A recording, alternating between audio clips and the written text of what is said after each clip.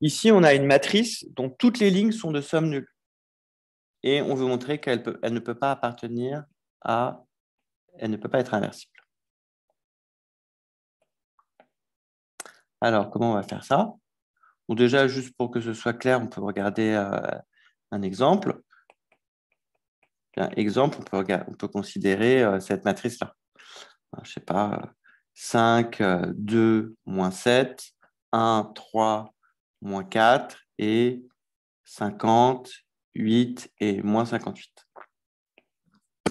Et on a bien une matrice dont toutes les lignes sont de somme nulle. Gabriel, tu peux baisser la main. Et donc, pourquoi elle n'appartient pas à la GLN de K?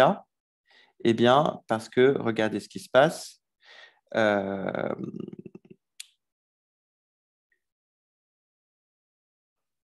exemple, ici, quand je fais 5, 2, moins 7, 1, 3, moins 4 et 58, moins 58, quand je multiplie cette matrice par le vecteur 1, 1, 1, eh bien, ça fait exactement le vecteur colonne dont les coordonnées sont la somme des coordonnées pour chaque ligne.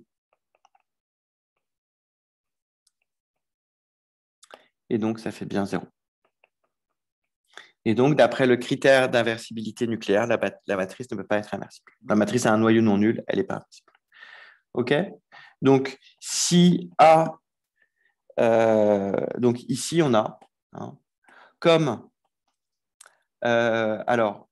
je fais la somme sur les lignes, je fais varier l'indice de colonne. Donc, comme pour tout I appartenant à un n indice de ligne, la somme des A, I, J, c'est J que je fais varier, est égale à 0, on a A fois le vecteur 1, 1, 1 qui est égal au vecteur nul. Et donc, A n'est pas inversible.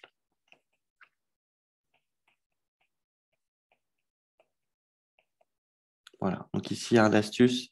C'est une astuce que vous reverrez l'année prochaine dans un autre cadre.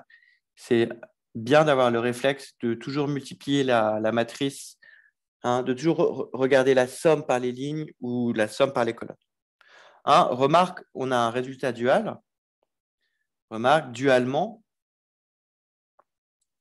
hein, si la somme des coefficients de toutes les colonnes de la matrice de A, de toutes les colonnes de A, si la somme des coefs de toutes les colonnes de A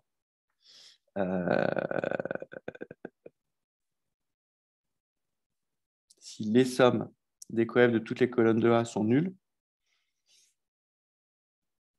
eh bien, de même, hein, la matrice A n'est pas inversible.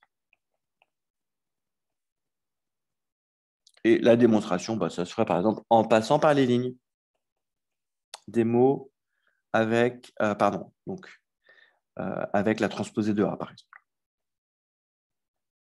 Hein, puisqu'on aurait alors que la transposée de A fois le vecteur avec que des 1, ça serait égal à 0.